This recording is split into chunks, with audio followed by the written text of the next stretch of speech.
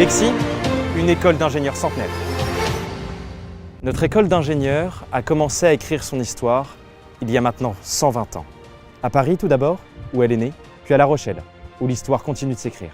Une histoire singulière dans le monde des écoles d'ingénieurs que nous allons vous faire découvrir.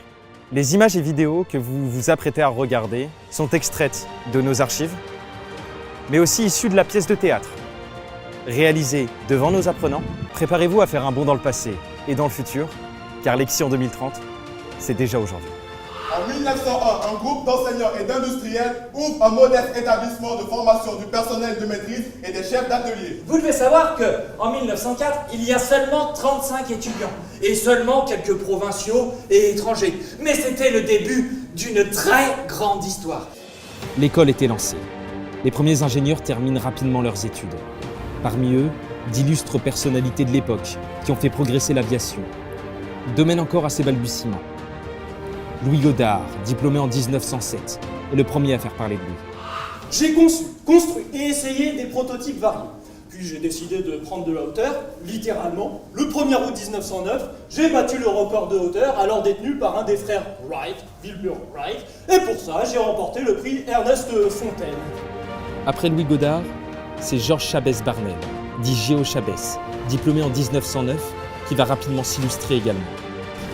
En 1910, je m'y prépare, je m'y entraîne et j'accomplis l'exploit le 27 septembre.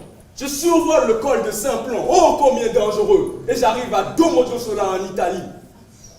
Mais c'est à l'atterrissage que mon destin bascule. J'arrive trop vite à bord de mon monoplan Bleu Rue 11 à moteur Globe de 50 chevaux à 10 mètres du sol, mais elle se rabat soudainement et s'arrache, provoquant ma chute.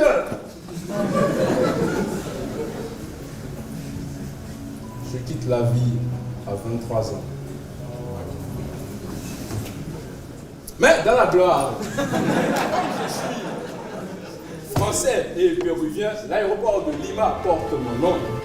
D'autres illustres diplômés se succèdent dans l'aviation, comme Roger Baptiste, promotion 1928, pilote d'essai. Ou encore Pierre Prier, promotion 1908, qui bat en 1911 le record de la traversée de la Manche.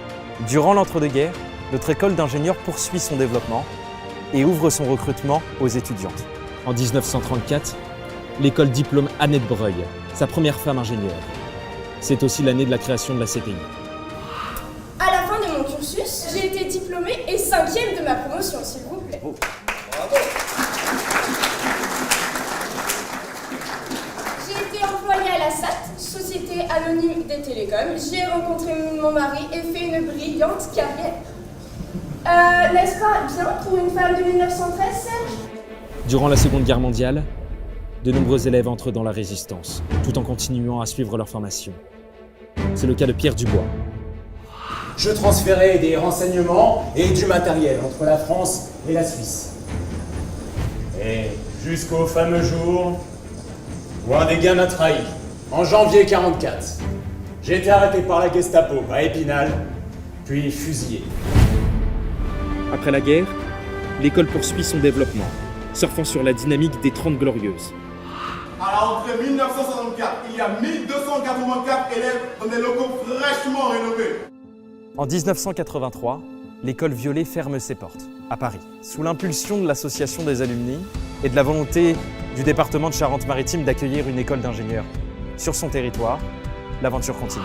Bon, la nouvelle école cherche son terrain, il sera trouvé en bord de mer. Et la nouvelle école cherche un nouveau nom, ce sera Lexi, La Rochelle. S'ouvre alors une nouvelle page de l'histoire de Lexi. Bien installée dans ses nouveaux 12 000 mètres carrés de locaux, face à l'océan Atlantique, Lexi s'apprête à connaître une croissance remarquable. 1990, c'est l'ouverture de Lexi à La Rochelle. En 1993, la première promotion est diplômée. En 2004, c'est la création du MSC, ingénieur d'affaires. En 2006, c'est l'ouverture du campus à Casablanca, au Maroc. En 2012, c'est l'ouverture de sa formation d'ingénieur aux apprentis. En 2020, c'est l'intégration du groupe ISAE en tant qu'école partenaire. Maintenant que vous connaissez l'histoire de Lexi, découvrez son futur.